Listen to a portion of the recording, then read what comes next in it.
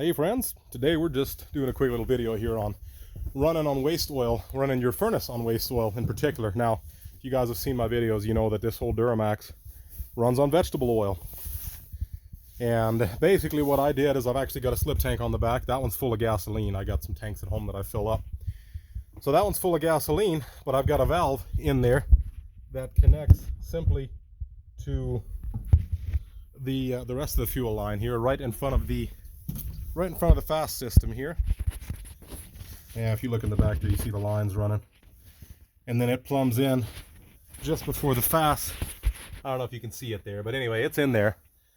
And then what I can do is actually, I turn the key on and I just let my fast run, crack this valve, and then I fill it up about halfway, and then I crack this valve and do the rest with gas. So my ratio in the tank is probably about 20% gasoline, and of course the tank is straight gas. So this here, I would guess, is probably about 50% waste oil. And now that ratio goes in my heater, and that's it. Pour that in there.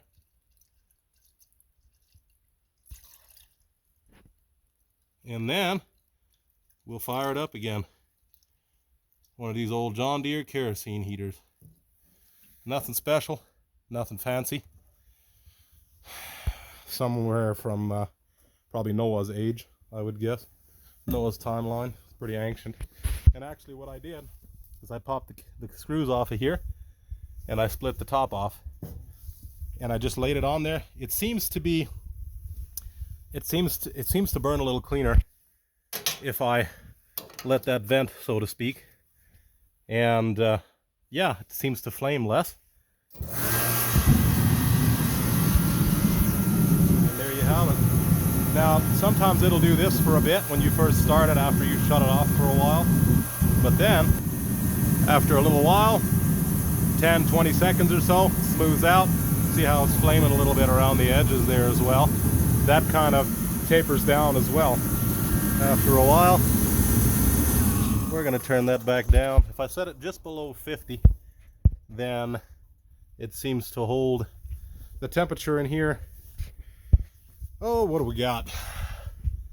Dang near 70 degrees. Somehow. Works great. I used to try to run this electric heater here, and it's just too much power, and for some stupid reason, keeps tripping my breaker. So anyway, now it's just kind of an emergency backup set to about freezing point. And even then, it would probably shut off after a bit anyway. So I started just heating here. Waste oil doesn't cost much. A little bit of gasoline mixed in there. Probably still cheaper than power. And the way that it runs it works great. This particular unit here is just an A150C, old John Deere. But I don't know if they'd all work like that. Some of these have a lot of safeguards and sensors and things in place that might prevent it. But anyhow, it's been working for me. The one thing you will notice, it's not particularly smoky in here now, but the one thing you may notice is, there's some of my waste oil right there, is that if you start with a cold garage and you got to start this thing off from cold and you run it for like 10 minutes straight, fumes are going to get real bad in here. You want to vent it out, and I would strongly recommend taking all of this with a grain of salt. Maybe I should say again, do not try this at home. You guys can roast me in the comments if you want. You can use my old heater to do it, preferably not. I'd like this place not to burn down.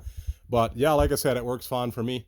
I only recently realized that it's like a 50% gasoline ratio that seems to work the best. Because I used to try 30% and it didn't work at all. It was just lots of smoke and didn't seem to work well. But I cranked the fuel up, and I bet you we could go as high as probably 70% gasoline and it would probably still burn pretty clean.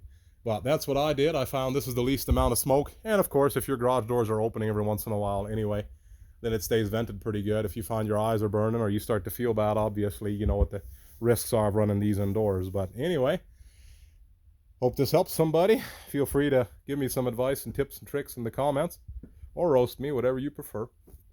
But as always, may God bless you.